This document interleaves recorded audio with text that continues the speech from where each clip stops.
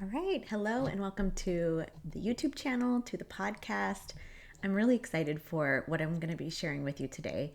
It's something that I've been working with my clients on, and it's been also something that has been helping me so much in my journey with chronic illness, chronic pain, and that is about our nervous system states. I haven't done a podcast episode on this yet, and it's something that I've been pretty intensely studying for the last, I would say, probably 6 months. I think it really started in October.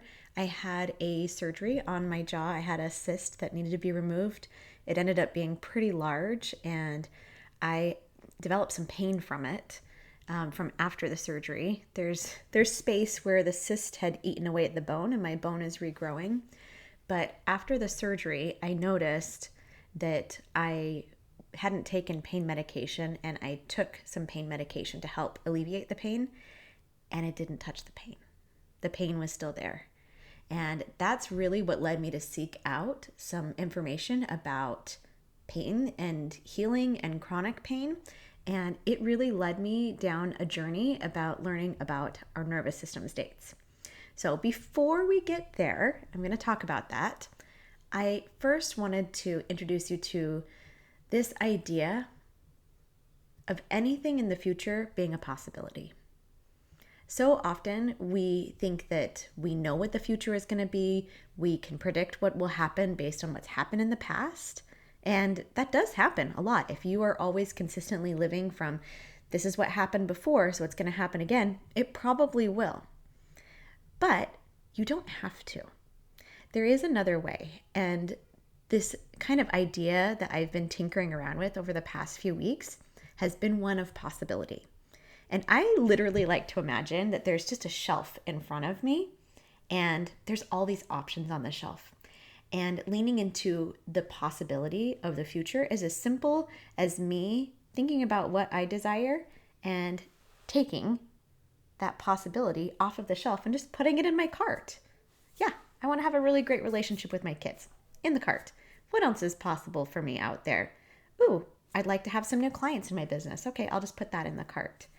And as I've been focusing on that possibility of what I have the potential to be able to create based on my desires, what really speaks to me, that has been such a fun way to look at life. It's been a fun way to experience these past few weeks. And you might be thinking, what does this have to do with your nervous system states? But really, when I am in that possibility angle, my mind is focused on possibility in a positive way, in an intentional way. It's really what I'm going to be feeling and creating those emotions for myself from really buying into that realm of possibility and the possibility of the future being even better than I could have imagined. So it's really fun, and it gets you into that emotional energy state of being really open. And that, if you're watching on the YouTube channel, I have a dry erase board behind me that has some things, some words about our nervous system states. So I'll go ahead and start talking about that. So the first thing is that if you have ever had something scary happen to you, before you even had a thought of this is scary or this is dangerous, you probably noticed some emotion, some tension, some sort of vibration, sensation in your body.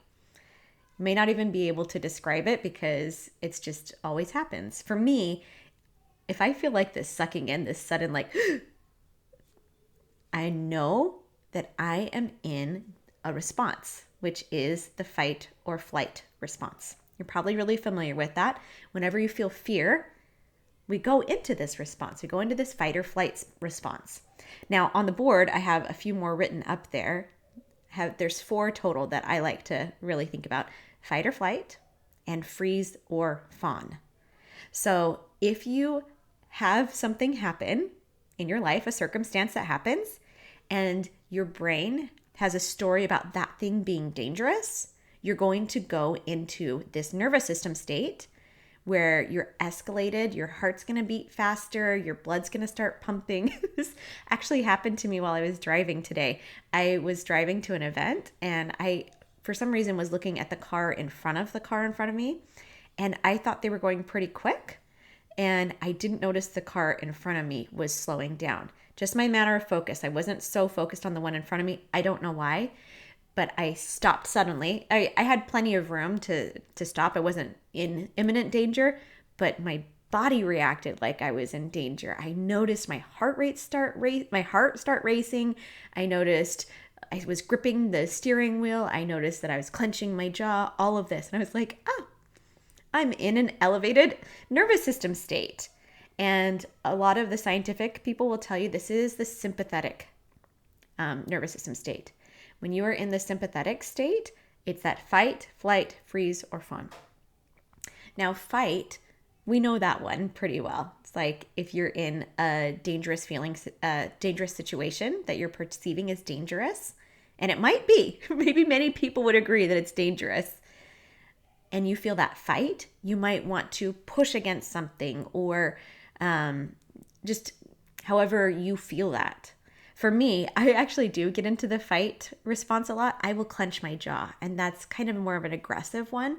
And it's been fun watching myself because I didn't realize how much I was doing that.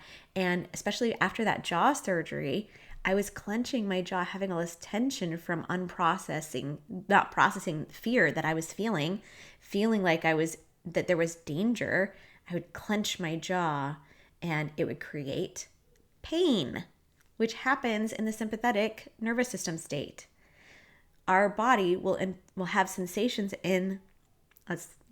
we will have sensations in our bodies, and then the sensation comes back up to your brain, and then your brain is the one that interprets it and decides, is this dangerous or is it not dangerous? And if it decides this pain is dangerous, then you will feel what is called neuroplastic pain. And typically neuroplastic pain is any pain that persists after an injury has healed. So that's why it's been really fun for me to learn about. I keep getting my I keep getting my bracelet stuck on my shirt. Sorry about that, my dress. Okay, the next thing is the flight. Flight is when you feel like something dangerous has happened and all you want to do is just leave the situation and run away. Okay. The next one is freeze. And this is after your brain has tried to exhaust these things of either fight or flight, and it thinks, no, nothing I do is going to help in this situation. You might find yourself, I'm like pointing, here we go, in freeze. And freeze is a very helpless situation, a very helpless state where literally, you see, this is pretty funny, but I had a possum outside this morning on our sidewalk that had died, and we knew it was dead because there was flies around it, but we were talking about playing possum. Possums, when they find danger, when they're in a dangerous situation where they think that their life is at stake, they freeze, they play dead. And it is a strategy to help keep them safe and help them to survive. These are all survival state strategies that our brains evolutionarily have helped to create to keep us safe. And the final one is fawn. And this is the one that I didn't know so much about. Fawn is that people-pleasing behavior, that putting everybody else first so that if they get all of their needs met, then I can feel like I'm safe. And this becomes a problem because then we're not being true to ourselves. You're not being able to have those internal boundaries, and it creates a lot of pressure for yourself to always be trying to please somebody when you don't have any true control over what they think. Anybody can think what they want.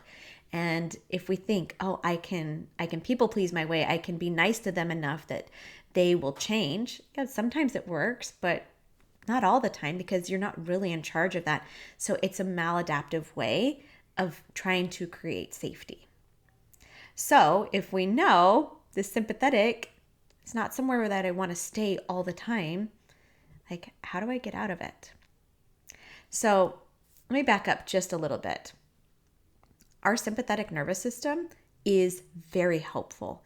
Like I said, evolutionarily, it kept us alive. Back when we were hunter-gatherers, we needed those skills to be able to fight the bear, to be able to run away from the tiger.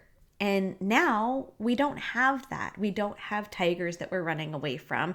We don't have big, scary things happening, but we do have email and notifications. And if we get an email that we perceive as something negative, like my boss wants to meet with me, then you could get scared very quickly. And that thing is actually not scary in that it's going to take your life, but your brain still reacts like it is life-threatening. And then you get maybe you get sweaty palms and start to have heart palpitations. All of that is your sympathetic nervous system. Okay. And it has its place. If we are doing something that is potentially dangerous to you, you want to stop doing that.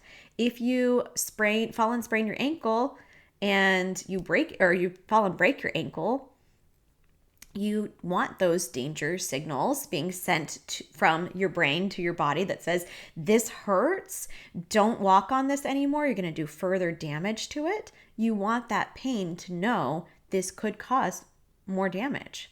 So it is a good thing, but we just don't want to be activated and be in that sympathetic state all the time, which is what we chronically do. We chronically live in a stressed society. We chronically have so much internal pressure, external pressure, and we don't have a release valve to be able to relieve the stress. And so it becomes internal. And many times it turns pain chronic. It also turns just different health things chronic. So, okay, parasympathetic. So how do you get into the parasympathetic? Well, there's lots and lots of different thoughts about how to do this. And simply what's worked for me recently has been thinking about two ways. And the first way, what they're both called is either a bottom-up approach or a top-down approach. Now, the bottom-up approach is referring to your body. It is taking things, doing actions with your body that create safety and soothing and comfort for you. And so it's just, I'm trying to, here, I'll give you a little bit of an example of this. So when I was in the car this morning and I noticed, oh my goodness, I've gone into the sympathetic and I'm running a little bit late to this thing and it feels, very nervous. And I was very in flight because I was like, gotta get there fast. Even so that I didn't see the car that had slowed down in front of me. I was in that sympathetic state. Once I recognized it, I actually loosened my grip on the steering wheel. I relaxed into my body. I started taking some deeper breaths and giving my body oxygen. So a lot of that, just paying attention to your body. In previous episodes, I've talked about how different ways that we can respond to emotions in our body. If you feel like an emotion is scary, or if you're feeling fear, you might be resisting or reacting or avoiding the emotion or indulging, telling that story, the same story over and over again, that's really escalating that emotion. So the part of the bottom-up body approach would be using the allowing emotions tools. And I talked about Corinne Crabtree. She's got a great mnemonic for allowing emotions. And that's the now, which the N is for notice, O is for open, and W is for witness. So notice you're having an emotion, open up to the experience, and witness exactly what it is that's happening in your body. So for me, when I'm escalated in this elevated nervous system state, I'll notice I'm feeling some tension. I'm feeling some tightness in my chest.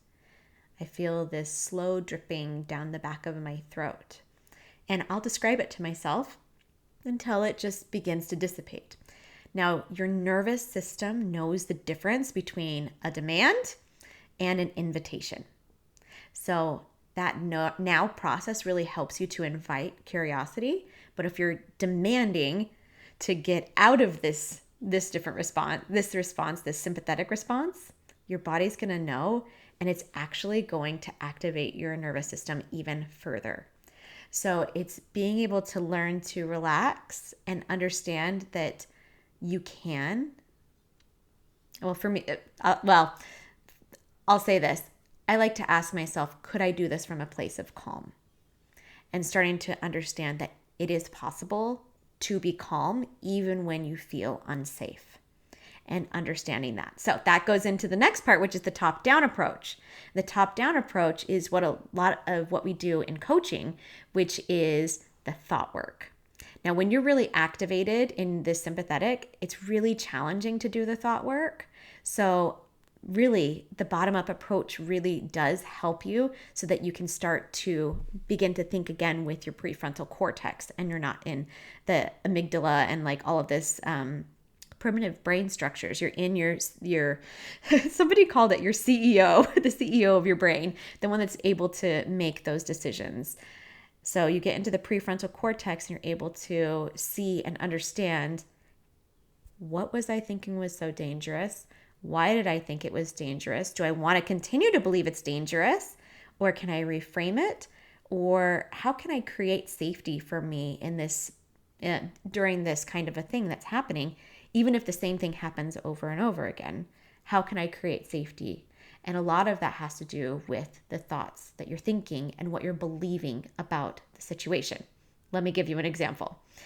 I have a hard time with blood draws now. I have had some pretty, what some would consider traumatic experiences getting my blood drawn. And one in particular where I was very dehydrated.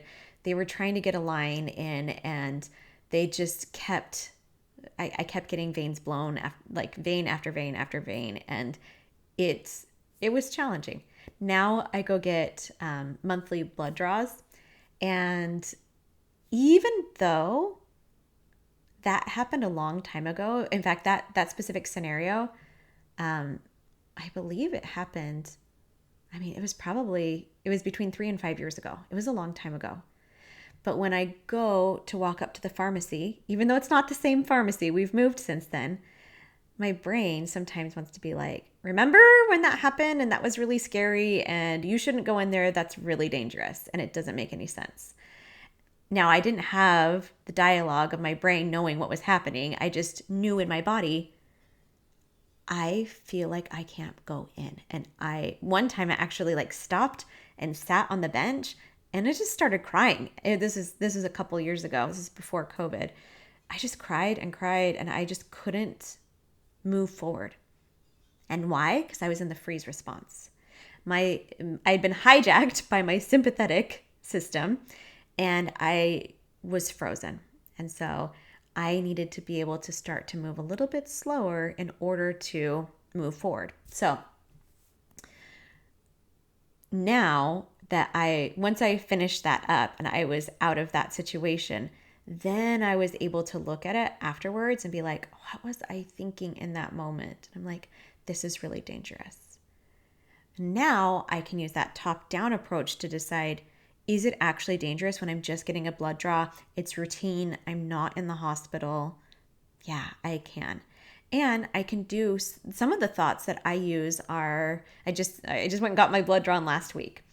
So some of them are, this is fine. This is different. I'm safe to come in here. And a lot of times I like to focus on some other things. Like I like to focus on the conversation that I can have with the tech and really make a connection with them. And this time I actually made a connection with my lab tech. She had had cancer and was in remission. And so we were able to talk about our experiences with chronic illness. And it actually ended up being a really uplifting experience. And I even told her, I was like, I'm a little nervous. Like sometimes I'm a hard stick sometimes. And being able to be open about that made it feel like it was a safe place to be.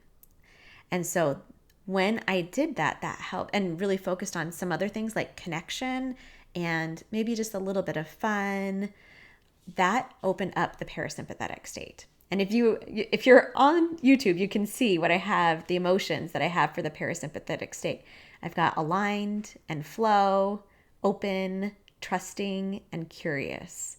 And so when you're in this state, a lot of times people will call it the rest and digest state, or the rest and Oh goodness, rest and restore. It's just this healing place. It's a very restorative place because when you're able to do that, well, let me give you another example. For the sympathetic, if you hear some really terrible news or you see something really terrible, sometimes people will just like automatically start throwing up.